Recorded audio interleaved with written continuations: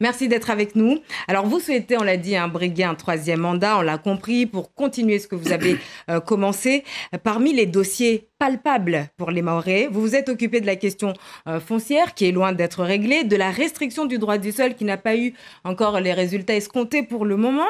Quelle a été votre contribution pour, ne serait-ce qu'anticiper la crise de l'eau que nous subissons aujourd'hui?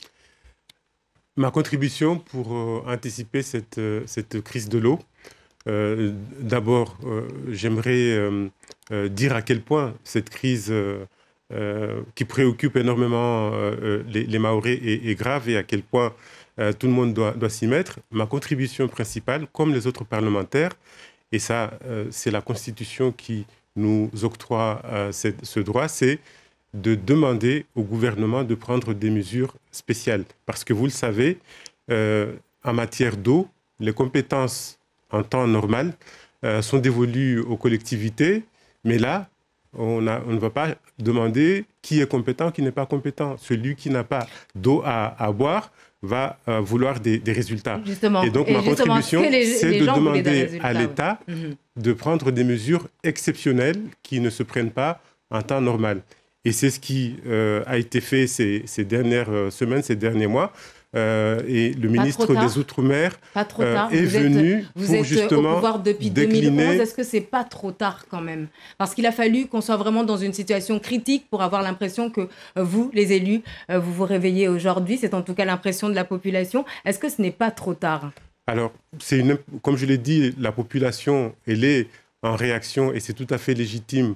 Et elle dit que c'est trop tard, mais comme je l'ai dit, en ce qui nous concerne, en ce qui me concerne, moi, parlementaire, je n'ai jamais cessé de demander que des moyens soient alloués aux collectivités, aux syndicats, à nos organismes ici locaux, pour pouvoir s'occuper de ces problématiques. Est-ce que vous estimez que vous avez été entendu? Oui, madame, j'ai été entendu. Je rappelle, les 1,7 milliard du plan de convergence et de transformation. Jamais Mayotte n'a bénéficié d'autant de sous. Je rappelle les fonds européens et c'est ça notre rôle. Nous avons demandé que ces moyens soient alloués. C'était la première fois que 2/3 d'une enveloppe consacrée au CCT, au contrat de convergence et de transformation, ont été alloués aux collectivités de Mayotte. Donc, comme je l'ai dit aujourd'hui, ce n'est pas l'heure de dire c'est la responsabilité d'un tel ou d'un tel. Nous sommes en situation de crise comme nous l'étions pendant le Covid. On franchit cette crise, on sort de cette crise et après viendra le temps de dire c'était la faute à qui, c'est qui a réagi trop tardivement. Mais moi, je vous le dis, ça a toujours été ma préoccupation et ces deux exemples que je viens de vous donner montrent que j'ai fait tous les efforts possibles et imaginables. On l'a compris, vous êtes aussi là pour défendre votre bilan. On a vu le reportage aussi de ces agriculteurs qui demandent l'état de calamité agricole. Et sur le foncier agricole, justement, vous avez entamé des travaux parlementaires que cette année, ça semble étonnant pour vous qui êtes au pouvoir depuis 2011, comme je le disais tout à l'heure. Ce n'est pas étonnant du tout parce que mes travaux sur le foncier ont commencé en 2014. On ne peut pas tout faire en une seule fois. Il faut savoir que les règles qui régissaient le foncier jusque-là dataient d'un siècle. Elles ont été changées en 2008 et j'ai commencé ces travaux qui ont donné la CUF, qui ont donné l'EPFAM, qui ont donné les règles de destruction de bidonvilles en l'espace de quelques mois au lieu, par exemple, des 9 ans de l'affaire Batolo. Et effectivement, mes derniers travaux, c'est ce rapport que j'ai concocté avec une collègue du Gard pour trouver des solutions pour l'autosuffisance alimentaire. Et là-dedans, effectivement, nous préconisons un certain nombre de solutions pour permettre non seulement de produire localement de façon autosuffisante, en réglant les problématiques de l'eau, en réglant les problèmes de sous-dotation des agriculteurs, etc. etc. Alors, c'est long. Effectivement, c'est comme la départementalisation. Nous ne l'avons pas obtenue. Oui, mais les Mahorais, ils veulent que tout aille très vite, vu justement le retard accumulé sur le territoire. 12 ans que vous êtes sénateur. Y a-t-il des dossiers que vous regrettez de ne pas avoir pris en main assez tôt ou que vous auriez pu accélérer? On peut toujours faire mieux.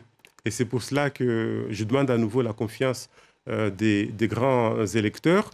Mais le moins qu'on puisse dire, c'est que je n'ai pas chômé. Je fais partie des sénateurs les plus assidus, pas des Outre-mer, de l'Hexagone. Chaque année, je suis classé parmi les 30 plus travailleurs. Alors, on peut tout faire, effectivement. Je crois que dans la mythologie, il y a eu les travaux d'Hercule. Je ne me compare pas à cette personne mythologique, mais je pense en avoir fait.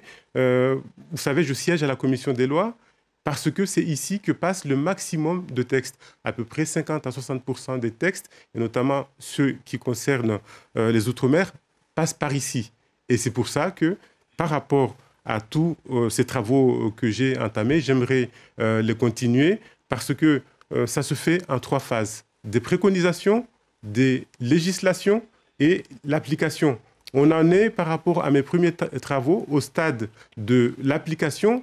Et c'est pour ça que j'aimerais me consacrer plus de temps, maintenant que nous avons eu ces avancées législatives auprès des collectivités avec On l'aura compris. En tout cas, vous voulez Salama continuer. Ramia, Dernière question, puisque le temps passe très très vite. Travail. Dernière question. Vous avez cette fois le soutien de l'autre sénateur sortant, Hassani Abdallah, mais la concurrence, entre autres, d'une certaine Amina Ariti, que vous avez portée politiquement à ses débuts. Comment vivez-vous cette candidature ? Alors, j'ai le soutien du sénateur Hassani Abdallah, j'ai le soutien du président de l'association des maires, du maire de Sada. Mais là, je vous ai demandé par rapport à Amina Ariti que vous avez porté politiquement à ses débuts. Ariti, mais j'en suis très fier. J'en suis très fier parce que je pense l'avoir inspirée à vouloir, elle aussi, voler de ses propres ailes. Et c'est une excellente chose qu'on puisse comme ça inspirer des gens à exercer la démocratie.